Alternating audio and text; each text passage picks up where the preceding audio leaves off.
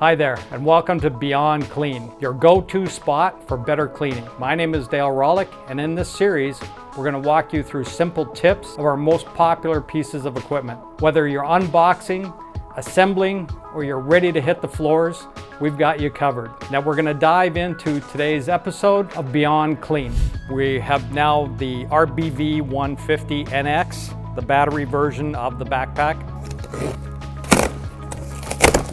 The machine is going to come with the charger and the appropriate country charger cable. The kit is inside of the box, corresponding with the kit that you ordered with the machine.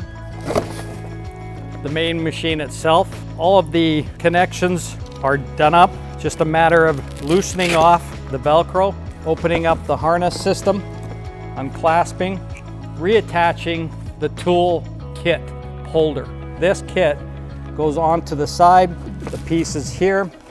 It's wrapping around here, onto the side, up in here, so that when you're operating it, it's going to slide one way and the other. The last thing to do with this is the power cable. The on-off switch with the high-low simply goes through the side component strap right here onto the side.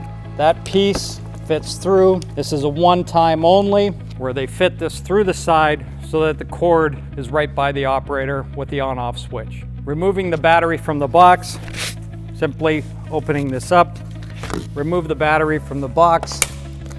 The safety instructions are inside the box as well. Installation of the battery, the safety switch is opened, placing the battery with the handle facing down, locking the battery into position, and then closing the safety latch onto here. Removing the battery, opening this up, and removing the battery. Unpacking the charger, the cable is separate for the country of origin. Removing the charger from the box, undoing the harness, removing the plastic cap, and simply placing the connector into the charger port. The kit for the RBV 150 depends on the model that was ordered. The one thing that remains the same is the hose connection when it comes out of the box.